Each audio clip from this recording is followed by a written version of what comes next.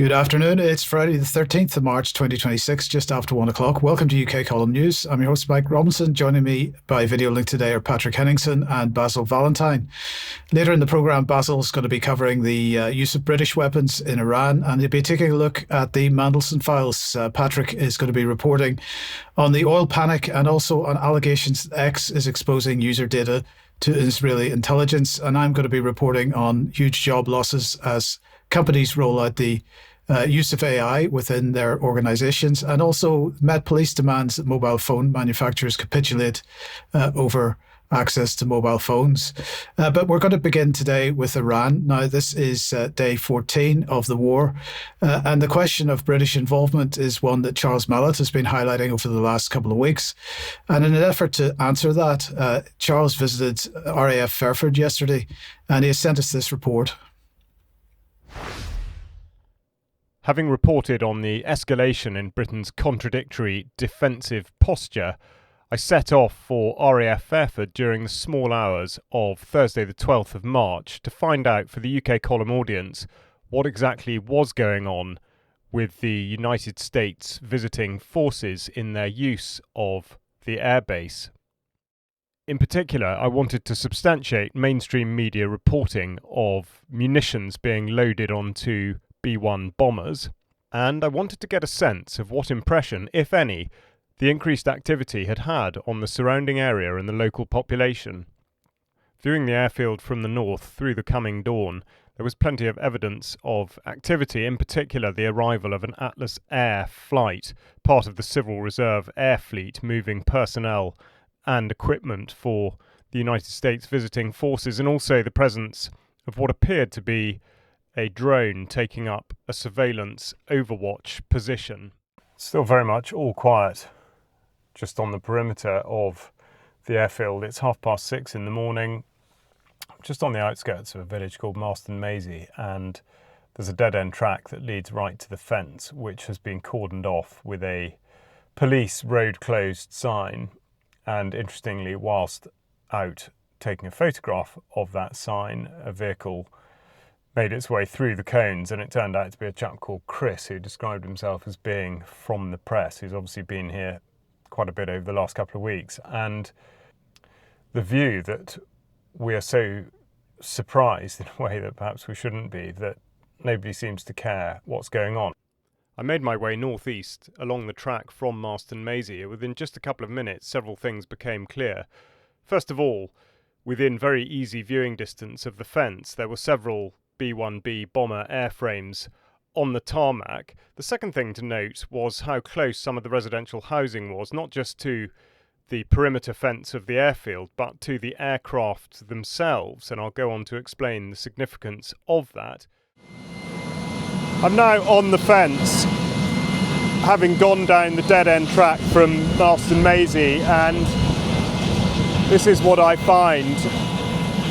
B-1's parked up here. Now, interestingly, I've just had a chat with a photographer who has been coming down here for the last few days, and he's got no dog in the fight, in his own words. He's just here to photograph aircraft, but what was fascinating was to hear him say that last night he was down here at exactly this location, and the Americans drove a load of vehicles up and pointed the headlights towards the fence in order to try to stop people from being able to take effective photographs. So there's no doubt that there is activity going on here, which obviously to me now is completely visible. I mean, I'm standing by the fence. There are no, apart from somebody just under the nose of that aircraft, there's no one around.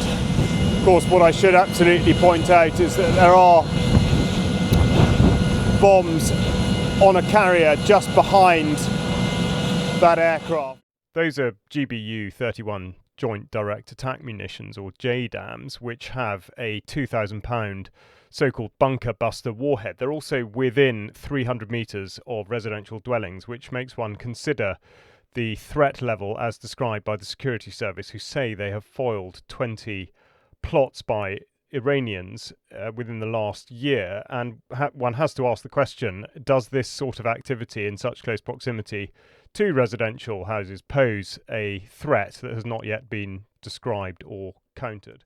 I worked my way round the fence to the crash gate at Kempsford, where I was able to observe a couple of vehicles that looked like they were providing perimeter security, although on closer inspection 3 out of the 4 personnel were simply sitting in their vehicles on mobile telephones. But in a fairly short space of time, an American military police vehicle arrived, and I moved off, having filmed what I wanted to film, only to find that when I next parked up on a grass verge, I had the flashing lights and the presence of Ministry of Defence Police 4-wheel drive vehicle mounting the curb and blocking my path, whereupon 2 armed constables got out to have a word. Now, it was a very cordial exchange, and they were simply interested in what I was doing. The thing that fell out of it was that it appeared very clear that they had been directed to act by the United States military.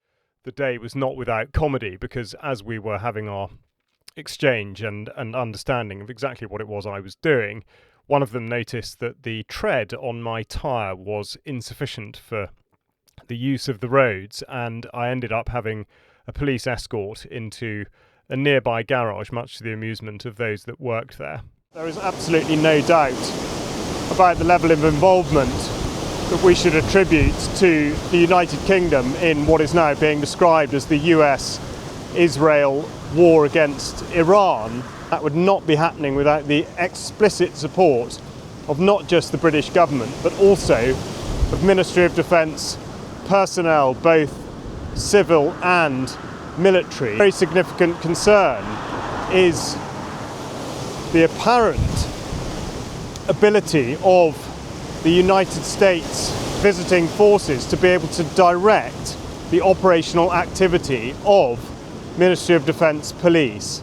That is well outside of the bounds of the relationship that should exist between those two organisations. This is Charles Malet for UK Column at RAF Fairford. Patrick, I'd be interested to get your thoughts on that, because obviously, as Charles says, the US is absolutely using UK facilities to prosecute this war. It is, and thank you, Charles, for that report. It's excellent to see that the proof that this is actually happening. But the main point of this, from a strategic point of view, is reports suggest the United States has run out of what they call precision munitions, and Trump himself, the president, has publicly said, "We've run out of targets," and so now they're using bunker busters, using high altitude gravity bombs, bunker busters, to do what? To search for targets? Well, invariably, we know what that's going to lead to. Look at Lebanon, look at Gaza, more civilian casualties. So they're already complaining the intelligence was old. That's why the girls' school got hit. So how good is this so-called targeting intelligence that the U.S. have? Not very good, probably. So this is just a terrible development that is underway. Indeed. Now, unfortunately, it looks like we've lost Basil. Just before we move on to the next thing, though, I'm going to just mention that Charles will join us in extra to discuss this further. So if you are a UK Column member, then please join us for that. But let's move on then to the question of dual use, because, of course, the question of UK-made weapons being used to destroy, well, in this case, this is the campaign against the arms trade is asking the question, were UK-made weapons reportedly used to destroy girls' primary school in Iran? And in fact, Declassified UK is asking the same question here. But to sort of dive into this a little bit more, I wanted to mention this situation, because this is an Iranian hacktivist group, hackers named Handala. Now, they have posted messages on both the hacked systems themselves, but also on social media, claiming credit for hacking Stryker, which is a leading maker of medical devices. Now, this happened early yesterday morning. Stryker has acknowledged the attack and called it severe when they announced this to employees in emails and so on. Handala say this was partly in retaliation for the US bombing of the girls' school in Iran, which occurred, as we know, on the first day of the war. And their statement said, "We announced to the world that in retaliation for the brutal attack in the Manab school and in response to ongoing cyber assaults on the infrastructure of the Axis of Resistance, our major cyber operation has been executed with complete success. The Zionist-rooted corporation Stryker, one of the key arms of the global Zionist lobby and a central ring in the new Epstein chain, has been struck with an unprecedented blow. In this operation, over 200,000 systems, servers and mobile devices have been wiped and 50 terabytes of critical data has been extracted.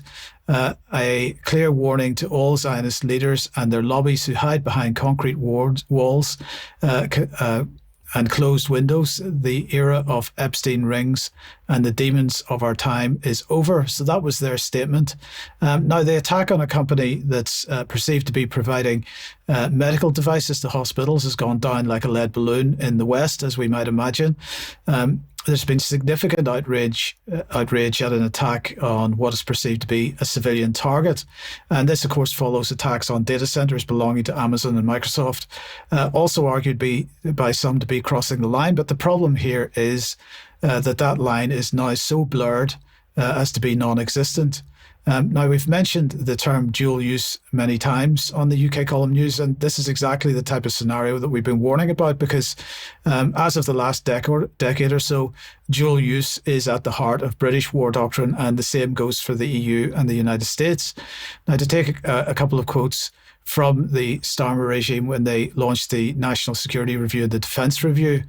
So if we just have a look at a couple of quotes from this, they said, that a new 11 billion Invest annual budget has been established under the NAD. This will fund kit for our frontline forces, which is affordable and grows our UK industrial base. Our new partnership with industry and a decade of consistently rising defence spending will encourage more private finance to grow our world-leading scale-up and dual-use tech companies.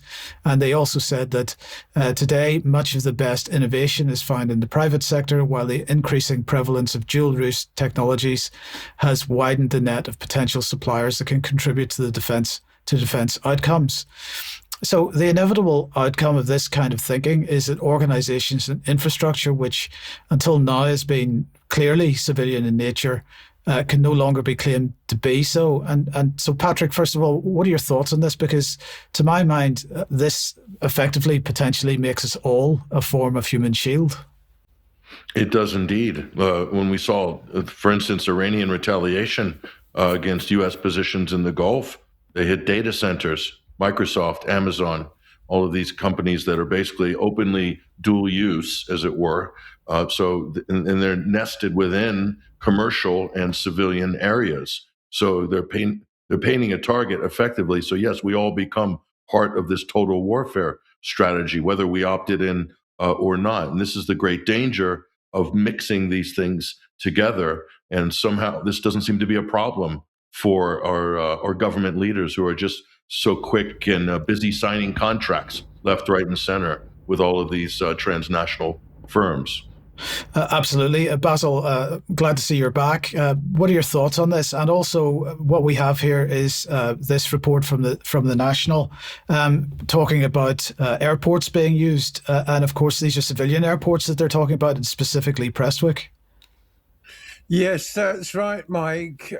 John Swinney, the First Minister of Scotland, is seeking an urgent meeting with the government to discover the extent to which Prestwick has been used. But even the BBC, using publicly available flight records, have said they've discovered that American heavy bombers were refueling at Prestwick at the end of February on their way to the Middle East to conduct strikes against Iran. And of course, Scotland is also, I believe, the home of the Glenross factory, where components for the Tomahawk are made. So two different ways there that Scotland is certainly against the will of its people contributing to the illegal war on Iran. This, of course, comes on top of a week when a leaked memo came out from the Prime Minister recommending overruling devolved governments, a memo that has been endorsed by Anas Sarwar, the leader of the Scottish Labour Party. So, some considerable friction going on there. Thanks, Basil. Patrick, let's come to you then and just bring us up to date with the situation with the war itself then.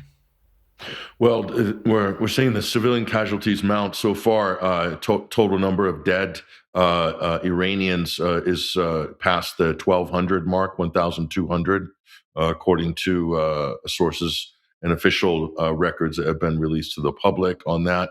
So, and now you have these major sort of events. Obviously, the rally for the appointing of the new supreme leader, the electing of the new supreme leader, but also Quds Day. This is the Jerusalem or Palestine Day. It's a huge event in Iran, and people came out in the hundreds of thousands. I don't know the numbers exactly, but we have a clip here. And notice on this clip what's happening at the same time as all of these people are out in the streets in the capital. Bombs are dropping, and they seem totally undeterred. It's an extraordinary sight. We've got this if we can roll this clip.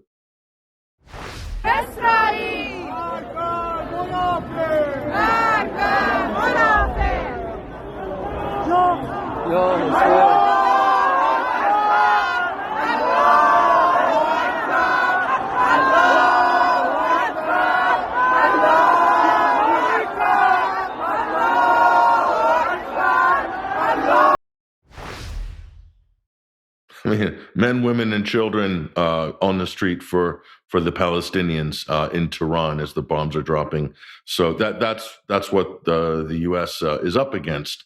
So no capitulation there. It's not falling apart. The government's not collapsing. So I guess it hasn't gone to plan so far for the U.S. Okay, so let's move on then to Trump himself. Well, this is Donald Trump is, many have cautioned him not to prematurely declare victory. You don't want to have that George W. Bush moment on the aircraft carrier with the mission accomplished banner behind you. But here is Donald Trump doing just that in front of a rally of loyal MAGA supporters. Watch this. Is that a great name? Well, it's only good if you win. You can only do. And we've won. Let me tell you, we've won. You never like to say too early you won. We won. We won the bet. In the first hour, it was over. But we won. But they gave me a list of names at general. Sir, you can pick the name you'd like, sir. I said, the name of what? The name of the attack on Iran, sir. And they gave me like 20 names. And I'm like falling asleep. I didn't like any of them. Then I see Epic Fury. I said, I like that name. I like that name.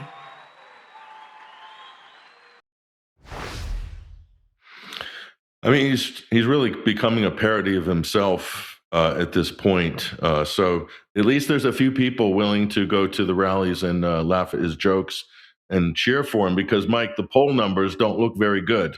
If we look at the latest Ipsos poll, we'll bring up on screen here, 27% of Americans approve of Trump's war on Iran. This is the lowest public approval for any war since the Vietnam War.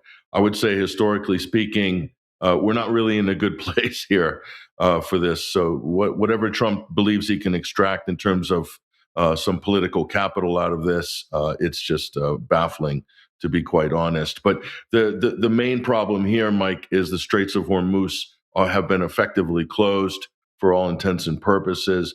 And this is a big problem for the United States. They're talking about, there's a great report up here. This is by Freddie Ponton.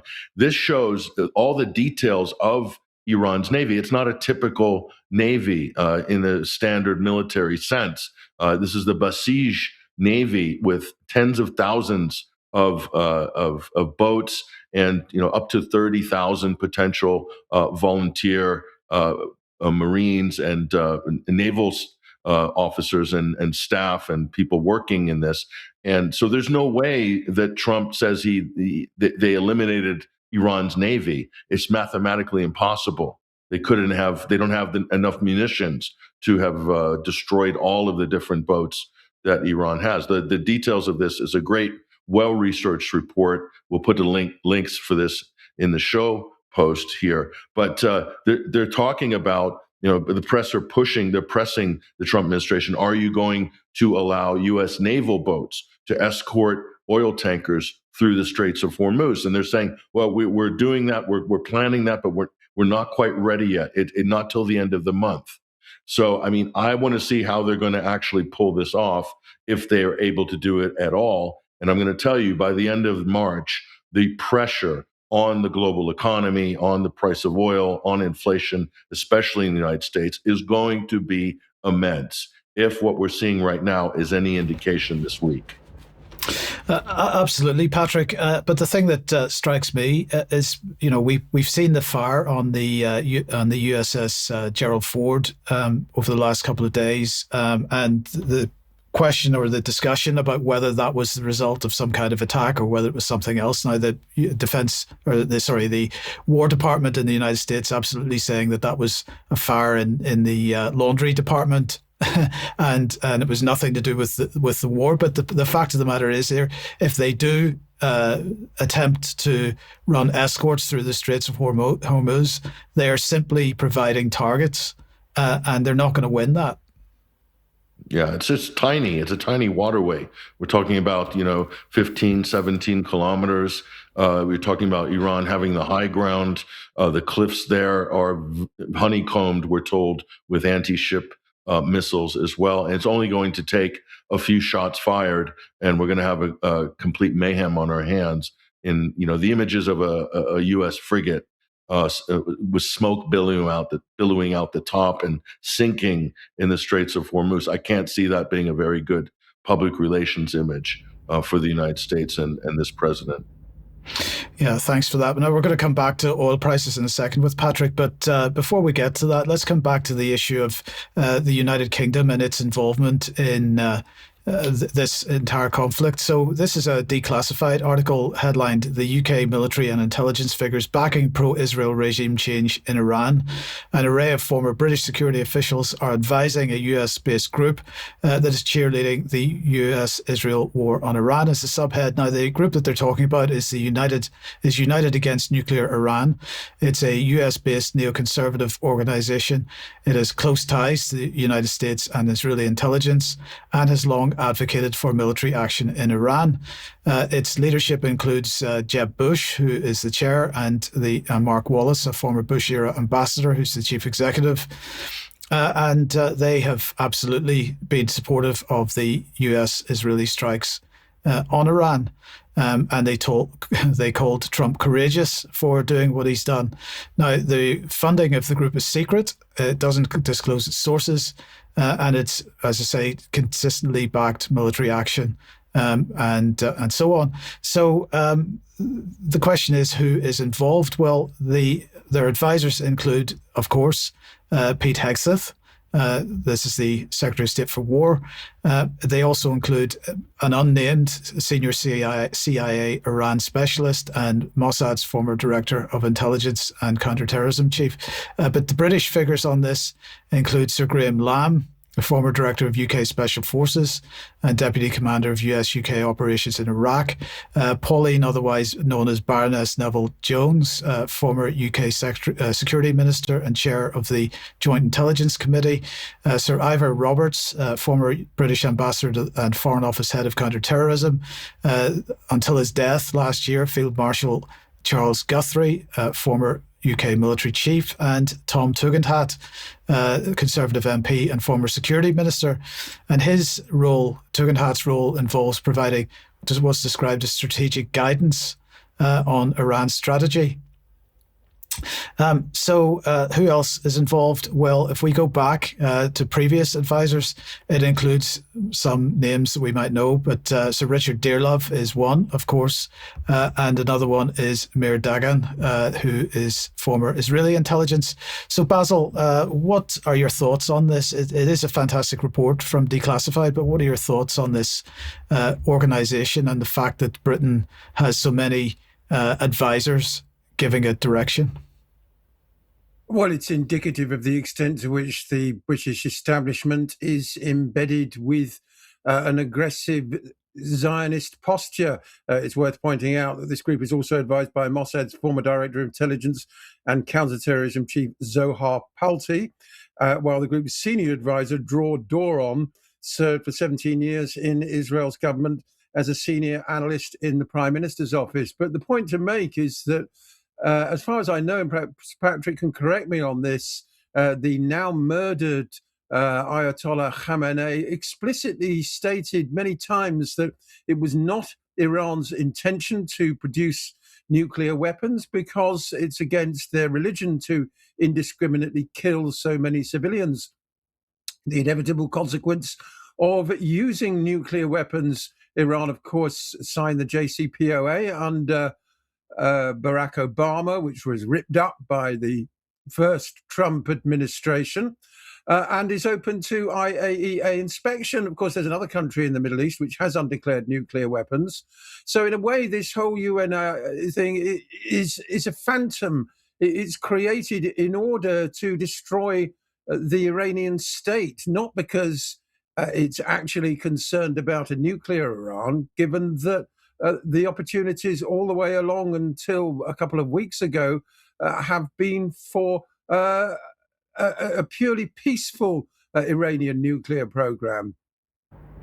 Patrick, this is a good point that Basil makes here, because I'd like to get your thoughts on this report first of all, but also the fact that the UK narrative at the moment seems to be, the Ali Khamenei was, very moderate with respect to nuclear, but his son, the new head of state, is quite the opposite, and they're trying already to persuade us that he is extremely aggressively pro-nuclear. Yeah, the important thing about this declassified report is you see these pressure groups staffed with Israeli intelligence, staffed with leading Israeli political figures, melded in and blended in with UK and US officials as well, high-profile people. And these pressure groups have always existed. They're working during the JCPOA. This is how Trump attracted the attention of the Israeli lobby during the 2016 presidential campaign, because he came out and spoke and how we're going to tear up the JCPOA. It's a terrible deal. It's a bad deal. Obama's done it, etc. The whole shtick. And why he did that, why Trump withdrew from that deal, is because if that deal was in place, if the Iran nuclear deal that Obama put in place was in place, there would be no pretext for the war that we're seeing right now. They withdrew in order to create the conditions or the excuse to wage war against Iran. That's exactly why it was done. It was done at the insistence of Israel. So, everything beside that is really academic. Yes, indeed. Well, look, let's come on to the issue of oil prices, and let's bring this on screen because the Trump administration has had to, what have they done? Back down? Is this an acknowledgement that the oil situation is so dire that they've now relaxed the sanctions on the purchase of oil from Russia? I mean, this is something that they said they would never do, Patrick. Yeah, well, they've done it. The extraordinary thing here, Mike, is that Russia hasn't had to do anything. They've just had to sit back and wait for this situation in the Persian Gulf to continue to deteriorate. So absolutely incredible. And so this is, I think, the pendulum of geopolitics here is now swinging before our eyes. And Donald Trump himself has made this some crazy statements here. I don't know if we have this. This was on Truth Social and X. He's basically saying the United States is the largest oil producer in the world by far. So when prices go up, we make a lot of money, says Trump, make a lot of money. And his number one competition, at least, in the 2028 presidential race on the Democratic side, will be competing against the Republicans, is Gavin Newsom. This is his response. Who's the we, says Newsom, making, quote, a lot of money from skyrocketing gas prices, Donald Trump. It's definitely not the Americans struggling to pay the extra $1.5 billion at the pump this week. And prices in California right now, Southern California, we're looking at $5.40 per gallon. That's for unleaded. The Southwest states where I'm at, slightly cheaper, between $4.30 and $4.50 in Arizona right now this week. And in the East Coast, much cheaper because, of course, the supply chains are much more buoyant and easy to get to the pump on the East Coast, so it's much cheaper, relatively speaking. Nonetheless, it's going in this direction. So, and we have this announcement this week. Everyone knew this was coming, $100 per barrel. There's so much pressure coming from the futures market on this. So the more we see reports that the straits are closed, the more you're going to see this upward pressure from the oil futures market here. On this situation. So what's that going to mean in terms of the U.S. loss of inflation? So there's been a lot of lobbying to basically free up the oil reserves, the strategic reserves of these different countries here. The International Energy Agency has agreed to release 400 million barrels of oil to address this short supply in the market. Now, listen, this is being hailed in the U.S. as some great victory, okay? 400 million barrels of oil. If we run the numbers on this, the shortfall from the closure of the Straits of Hormuz is approximately 8 million barrels per day. So really what you're talking about there is a 50-day supply of strategic reserves from many different countries. So you have a situation after 50 days, all these countries will have depleted their strategic oil reserves, and there's no guarantee. We don't know how long this crisis is going to last, based on conflicting statements coming out of the White House on this. So it's a debacle in the making, and it's going to mean we're going to have severe economic shocks and repercussions from this here. But again, we'll go back to the Times of India here. U.S. waiver puts 19 million barrels of Russian oil back onto the market for India. So a lot of pressure has been put in the last year on India to stop buying Russian oil. And as you know, they're mixing the different oil products and doing sort of ghost shipments there with Russian oil. And India was heavily pressured by the U.S. tariff threats by Trump, et cetera. So now all of a sudden, it's the market's back open for Russian oil in India. So India and these countries like India, South Korea, Japan, China, they all rely on the Persian Gulf for a large percentage, if not the majority, of their oil. And not only that, we also have the LNG issue from Qatar. That's hitting the European prices on this in terms of supply shortages. But guess who's got a bumper market, Mike, for overpriced LNG into Europe? Well, the United States of America. So that's Trump's base, big oil, big gas. They're very happy about all of this, but everybody else is going to be suffering. Russia's also doing very well. They're going to meet their balance of payments now, probably over the next couple of months. Indeed. And of course, as you say, it's going to be the rest of us that suffer from this, because inflation is coming. And it's not just, Patrick, it's not just oil prices. That's, of course, a massive input cost into just about every area of the economy. But if we look at the futures prices on fertilizer, for example, this is going to be a massive input cost increase on the cost of food production. And of course, farmers aren't going to get the prices that they need to cover the cost of that fertilizer. So we're going to see even more pressure on the farming industry, which is probably why we're seeing the Food Standards Agency in the UK lauding factory-grown food and insects today. They've just released a new report. So this is going to be massive for everybody's pockets in the not-too-distant future. Well, I guess ASDA can start restocking the cricket flour shelves after that whole product line failed over the last couple of years. Absolutely wonderful.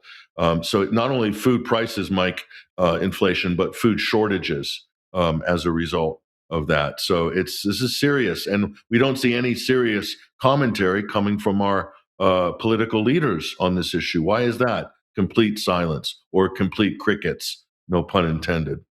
I think the pun was intended, but okay, well done. And but let's move on then to the question of false flag, because this is something that we've been talking about since this conflict began. What's the latest? Well, here's all the rage. This is just a typical report here from The Blaze, Glenn Beck's media outlet. So they're all talking about sleeper cells. Sleeper cells in America. This is dominating the headlines on Fox and other networks in America. Leaked intelligence warns of Iran's potential revenge plot, unleashing terror on U.S. soil. So there's so many of these, and there's the crazy ones are coming over the Mexican border, Iranian operations and cells coming there as well. So it just gets crazier and crazier. But here's where the main one, and this was run by the New York Post, was front running this. This story is absolutely incredible. So top U.S. drone expert says Iran could make deadly California strike any moment. Now I'm looking at this, Mike, and I'm like, where is this coming from? This is from a special report from the FBI.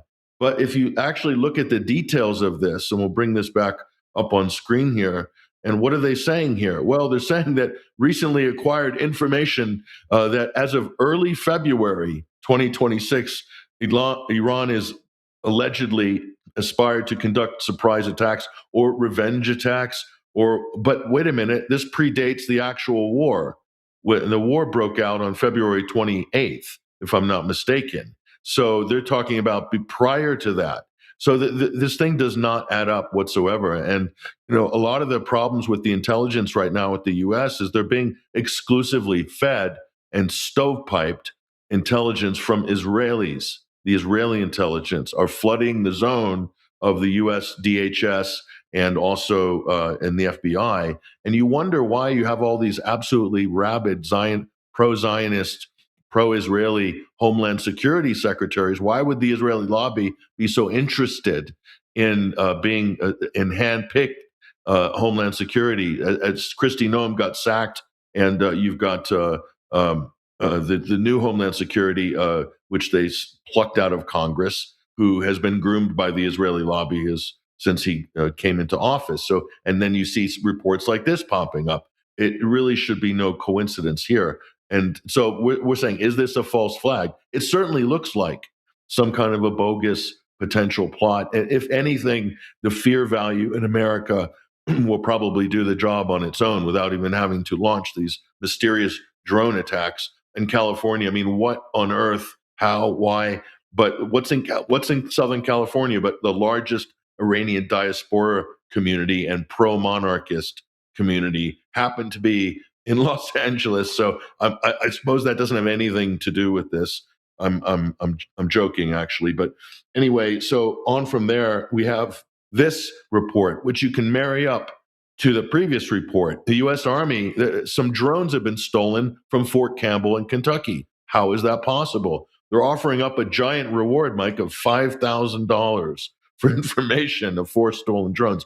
I mean, how could something like that go missing from a secure facility? It's weird. So does this have anything to do with the previous story? We're just lining these up and joining the dots. Maybe we're just being paranoid here, Mike, and there's nothing really to see.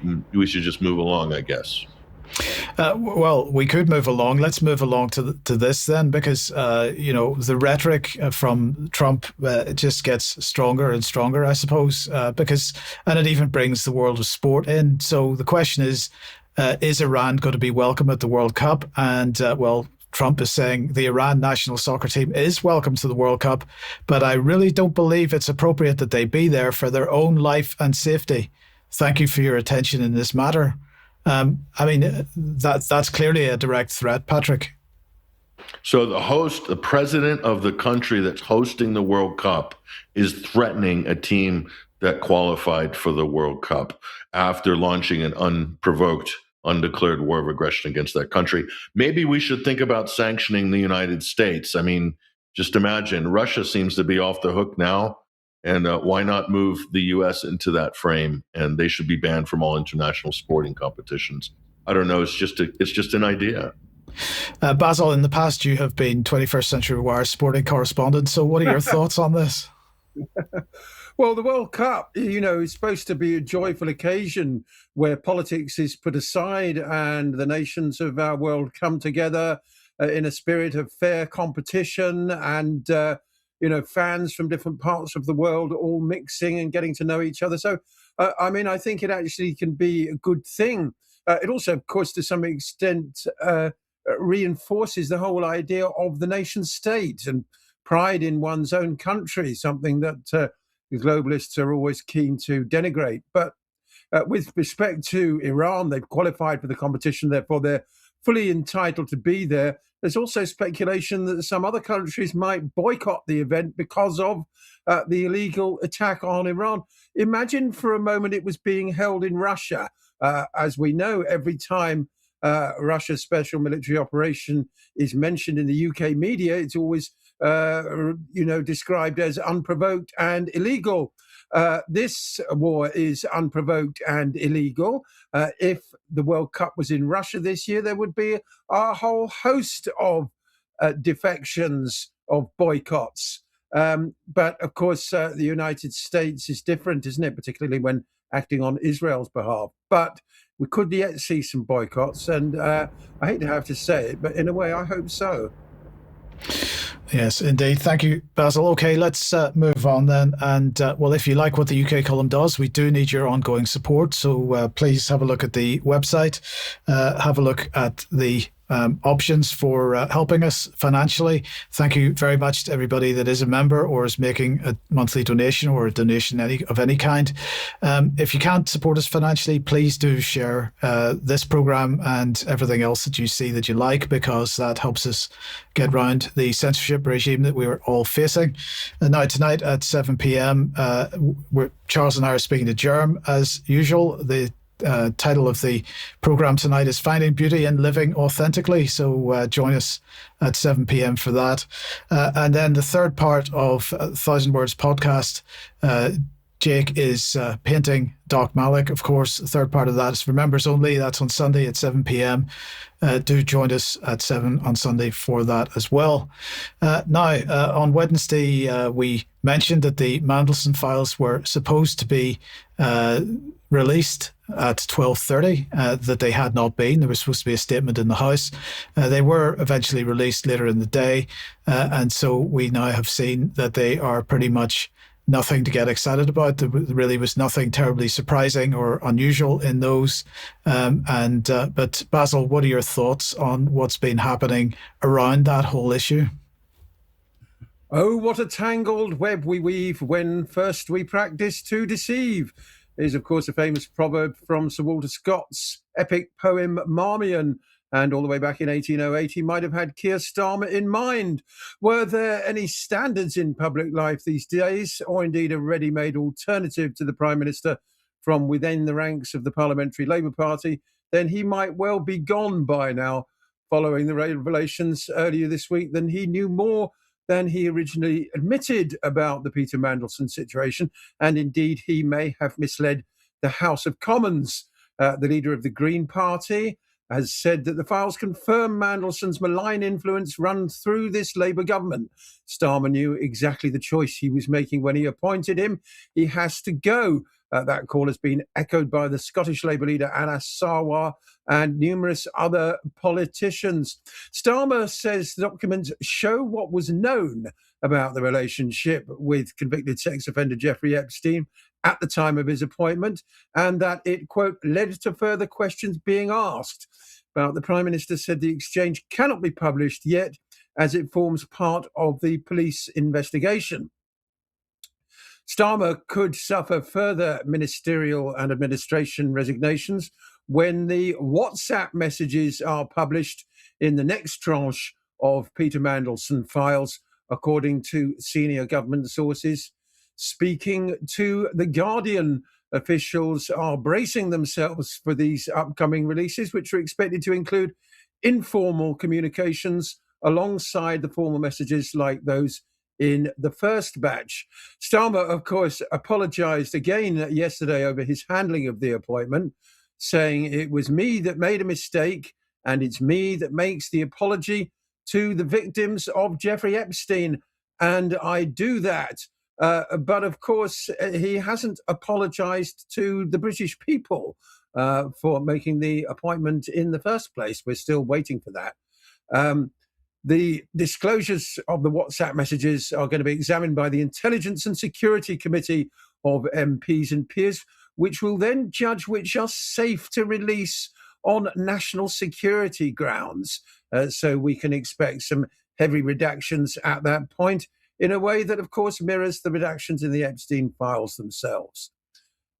So the question we have to ask as well is, out of a population of 60 million plus or whatever, why was it deemed necessary to home in on someone, Peter Mandleson, known to carry such a massive reputational risk? And the answer, of course, lies in Mandelson's key roles in both Labour Together and his now defunct consultancy, Global Counsel, which counted Palantir amongst their former clients.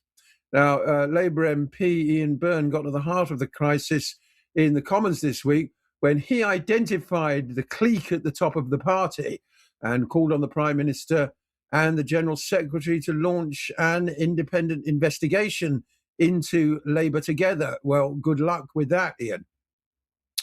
Also in the Commons this week, Norwich Labour MP Clive Lewis said the appointment reflected a wider rotten political culture, a 30-year project where proximity to wealth and power isn't a means to an end, it is the end goal. That's what Peter Mandleson represented. And the secretary of the campaign group of Labour MPs, Richard Burgon, asked how Mandleson was even considered for the Washington job. It is because it suited the interests of a tiny faction in the Labour Party, he said, funded by big business, which wanted Mandleson at the heart of things in order to shift a Labour government away from the agenda that a real Labour government should have.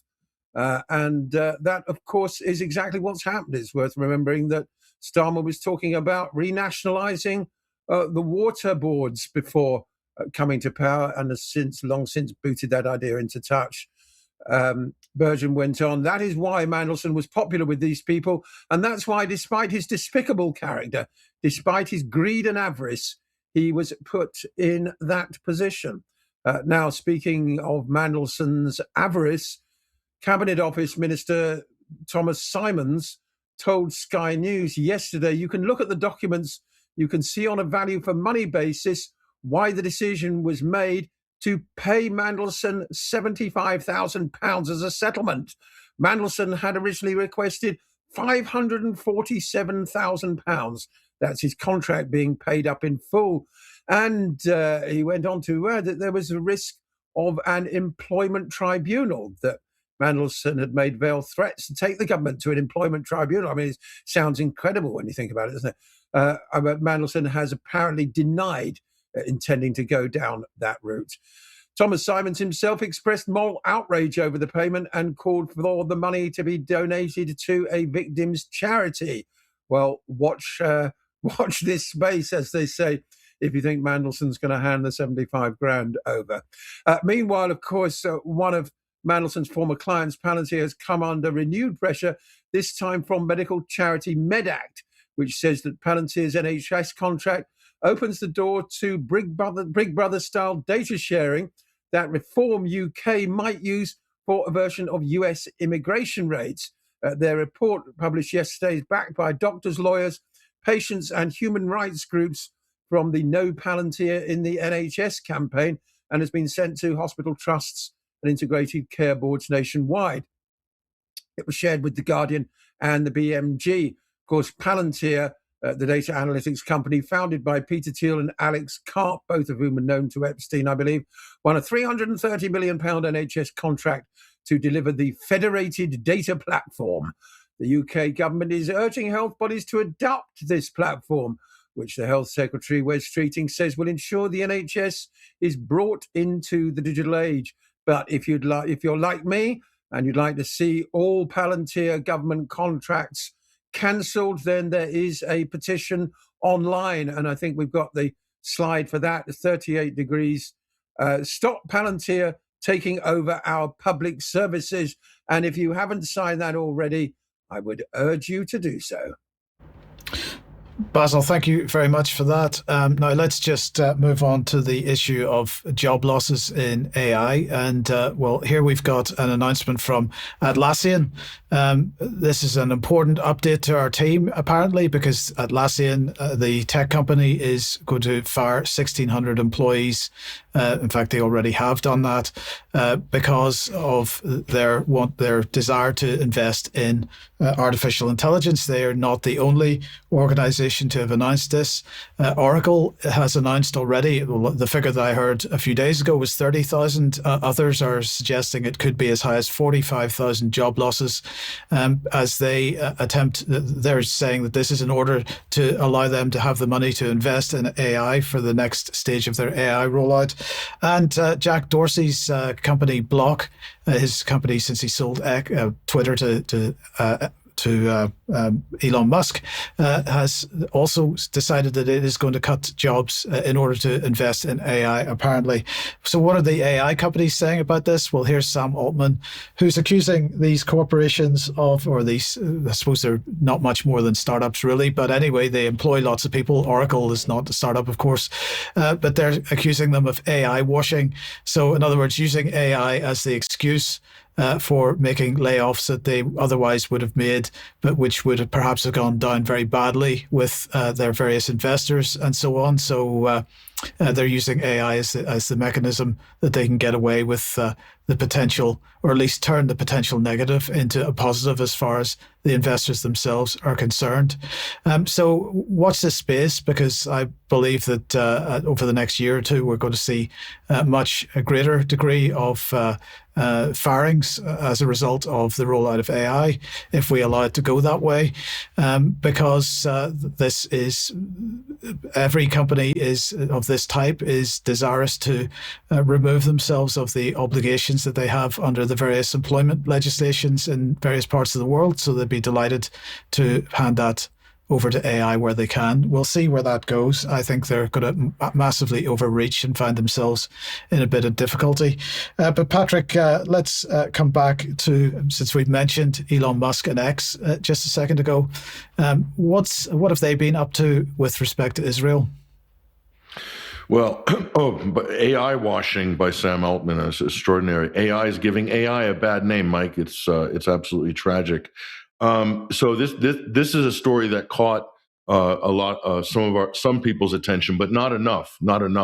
And this is one of the best tech reports on this story and luckily we have published this at 21stcenturywire.com. Again, great work by Freddie Ponton. Musk and the verification trap, exposing X users to Israeli intelligence. Now, this is not a hyperbolic headline. If you look at the details of what happened here, it's extraordinary. Now, this was brought to the attention of Elon Musk at the time that why is he using an Israeli company linked to Israeli intelligence to do all of the biometric and ID verifications for X users? Why?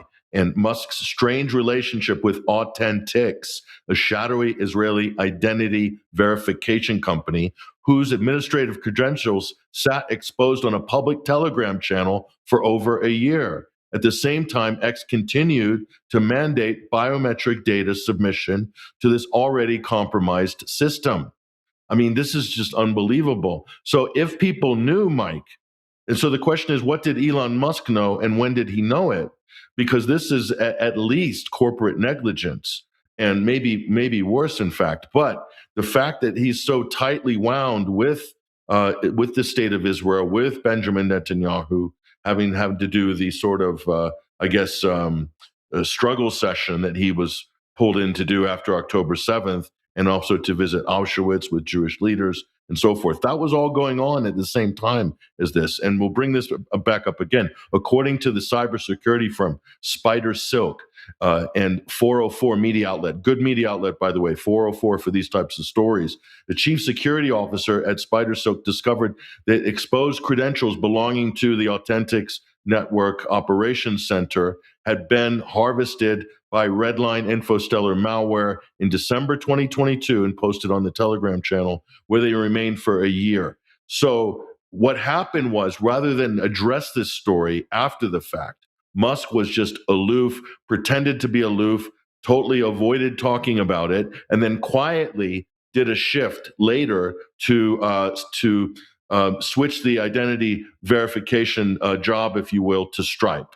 Okay. Now, why did he even use this Authentics when users brought it to his attention and was kind of an uproar early on? And this was a time when Twitter became X.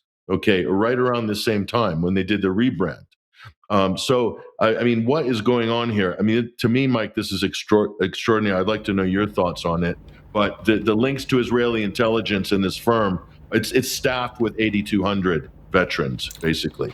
Well, that is the key point, Patrick, because the problem is that as we're seeing this massive rollout of age verification right across the world, originally, if you remember, driven by the Online Safety Act, but this is something that there's a bandwagon that everybody has jumped on. They are, Unit 8200 spawned venture capital funded companies are right at the heart of this. And we've got such a spread of them right across the tech industry that it's practically impossible to not be using one of these types of companies. Unit 8200, intelligence agency equivalent to the National Security Agency or GCHQ, except that they openly admit to being offensive cyber war experts as well as being defensive. Allegedly, that the NSA and GCHQ might say that they are. But anyway, the point is they run an alumni network very similar to the type of thing that we've seen from other organizations like Common Purpose on a civilian level. But when you've got an alumni network operating that's setting up and spawning tech startups in Silicon Valley and other parts of the world, and have effectively taken over the entire Western internet, this is a problem, and it's something that I think people just have no awareness of. And so we like to see these types of exposures, exposés of these types of situations as often as we can. Mike, there's one more aspect of this, one that you need to realize as well. Think of all the pro-Palestinian activists. Think of the people who live in Gaza or who live in the West Bank, or just internationally, journalists, people like that, who support the Palestinian cause or are critical of Israel. At some point in this story that we've just showed you, all of their home addresses, their driving license, passports, biometric data is potentially being handled by a firm based in Israel and that are staffed with Israeli intelligence veterans. Or, former. Are they former? Are they present? Is there a difference at this point? Because we've made the same argument with all the CIA and NSA people that are staffing Meta and staffing Google and so forth. That should concern people, especially since the Israeli intelligence are using this type of profiling to target journalists in occupied Palestine and possibly in Lebanon as well. So extend that, globally. On this. That's basically what Elon Musk has opened up his user base to. I mean, the potential here for lawsuits is also quite massive. So maybe that's why he's avoiding talking about this in public.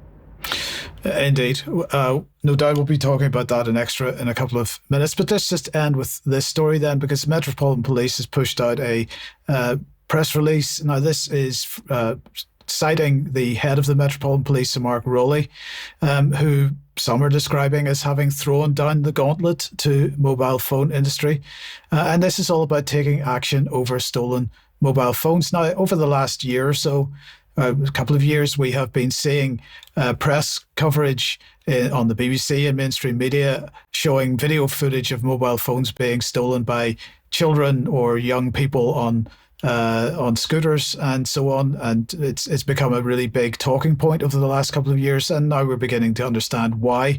Now he is claiming that phone companies are leaving customers at risk until they take action to make stolen devices quotes unusable bricks, and he's talking about giving them a deadline of the 1st of July, and if they haven't done this by then, he will be asking the Home Office to legislate to force them to do this. Now, he was making these comments at the phone crime conference in London, and he claims that he doesn't understand why tech giants haven't done more. So let's just have a look at the quote from him here. He said that while stolen phones remain valuable, this market will continue. Only manufacturers and operating systems can break this model at source. If by the end of June, industry has not come forward in a genuinely serious solutions-focused way with concrete commitments that make stolen phones unusable anywhere in the world, the Met will formally ask the government to legislate. But look, this is bad for us all for a number of reasons, and it's got nothing to do with keeping us all safe from having our phones stolen.